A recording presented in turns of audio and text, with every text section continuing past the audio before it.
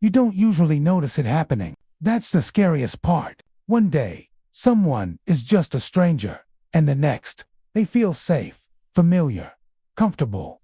They know your stories, your fears, your dreams. They laugh at the right moments, nod when you speak, and somehow, they feel like home. And then, slowly, quietly, you realize something is off. Not loud, not dramatic, just a soft, sinking feeling in your chest that whispers, "This isn't real."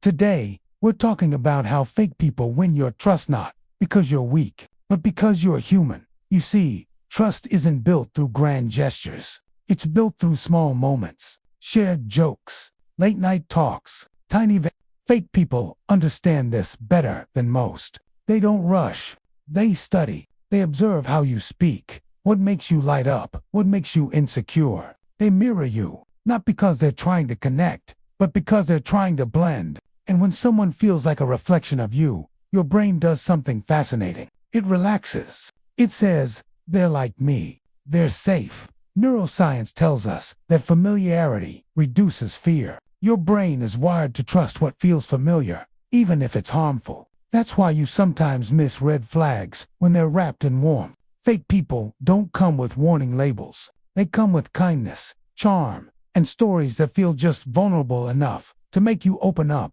They create emotional shortcuts, and your brain, always trying to save energy, takes them.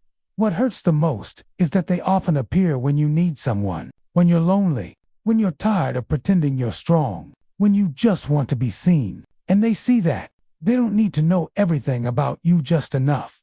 Enough to say the right things. Enough to validate you. Enough to make you feel chosen. And when someone makes you feel chosen, your walls don't just lower, they disappear. Here's the uncomfortable truth. Fake people aren't always consciously manipulative. Some learned this behavior to survive. Some grew up in environments where love was conditional, where they had to perform to be accepted. So they became good at reading people, good at adapting, good at becoming whatever someone needed. But survival skills, when unchecked, turn into manipulation, and you become the one paying the emotional price.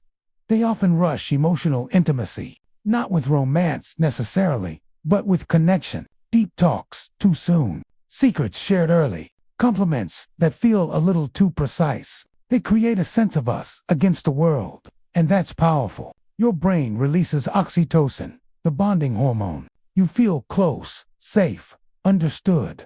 But real trust takes time. It grows slowly. It has awkward silences, misunderstandings, and imperfect moments. Fake trust feels smooth, to smooth. And here's the part that really messes with your head. They aren't always cruel. Sometimes they're incredibly kind. That's why it's confusing. That's why you question yourself. You think, but they were there for me. They listened. They helped. And they did. But intention matters. Real connection doesn't need an audience. It doesn't need leverage. Fake people keep mental notes, not to understand you, but to use that understanding later. They might subtly make you dependent, not by controlling you, but by positioning themselves as your emotional anchor. They're always available, always ready, always agreeing. At first, it feels beautiful, like finally being understood. But slowly, you start needing their validation, their presence, their approval. And when someone becomes your emotional oxygen, they have power over you even if they never say it out loud. What makes this even harder is that you blame yourself when it falls apart. You think you were naive, too trusting, too emotional. But trust isn't a flaw. It's a strength. It means you're open. It means you believe in connection. The problem isn't that you trust. The problem is that some people know how to weaponize it. Fake people often avoid accountability. When confronted, they twist stories. They cry. They become the victim. Your brain, which already sees them as safe, struggles to accept that they could hurt you. So you doubt yourself. You minimize your pain. You make excuses for them. And the more you do that, the deeper you sink. But here's something most people don't tell you. Learning to see through fake behavior doesn't make you cold. It makes you wise. It doesn't mean you stop trusting. It means you start observing. You notice patterns, not promises. You watch how someone treats others, not just you. You pay attention to consistency, not intensity. Real people don't need to perform. They don't need to convince you. They just show up as they are. And yes, sometimes you'll still get it wrong. You'll still trust the wrong person. That's not failure. That's life. What matters is that you don't turn that pain inward. Don't tell yourself you're broken because you believed in someone. The world needs people who can feel deeply, who can open their hearts, who can still hope. The most painful lesson fake people teach you is this: not everyone who sounds kind is kind. Not everyone who listens cares. Not everyone who stays is loyal. But they also teach you something powerful. You are capable of deep connection. You are capable of love. And one day, you'll give that to someone real. So if you've ever felt foolish for trusting someone who wasn't genuine, let me tell you this: you weren't foolish. You were human.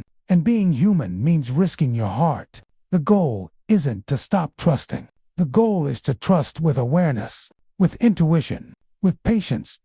Because real connection doesn't rush. It doesn't manipulate. It doesn't confuse you. It feels calm. It feels safe. It feels steady. And maybe the real question isn't, why do fake people win our trust? Maybe it's this: are you ready to start trusting yourself just as much as you trust others? If this made you feel seen, stay here. There's more to unpack.